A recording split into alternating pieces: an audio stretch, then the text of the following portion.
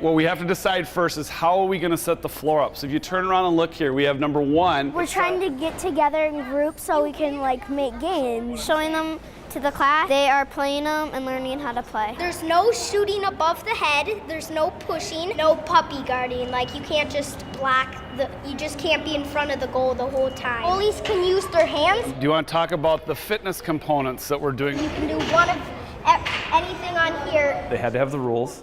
They had to establish rules. They had to establish the location. They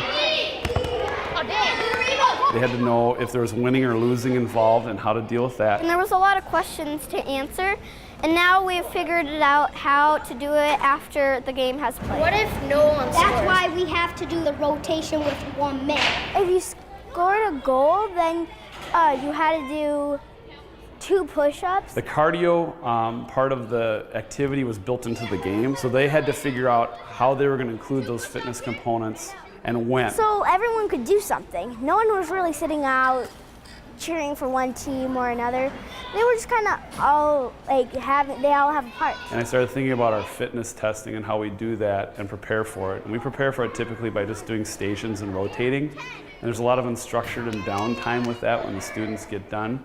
So I thought I'd try implementing and attempting having the kids create a fitness game or activity that included all 5 components of the fitness test. Where do you want the people to do the exercises? Will the game stop and one team does the exercises, or are you going to send them someplace? The game's going to stop because they don't have another team to play against. It's fun because you get to make your own games and you get to create your own rules. We had quite a few that were a combination of soccer and hockey. We have one that was Mission Impossible kind of based. You're going to be that person and you're going to time and you're going to time. The intent that Ms. Williams had in Fayed was actually to increase the level of engagement of the students. So the activity, while it was a base activity, they all went off in different directions and now personalizing it for their own learning. There was a lot of problems to solve. Some were hard and some were really easy. The easy one was if the goal was scored, the scoring team should do two push-ups. That was easy for us.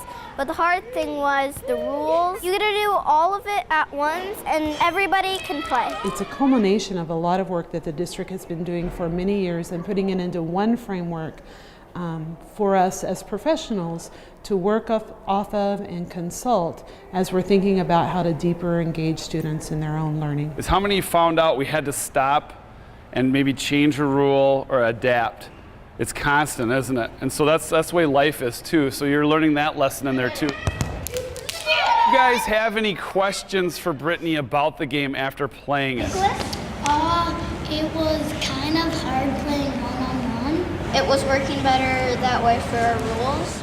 There was collaboration, there's cooperation, there's critical thinking, there's their personal learning. So it tied in real nicely with the framework, I thought. And I think the games were really productive. And the focus on it was the fitness part of it. 3, 2, 1. Okay, so now you rotate.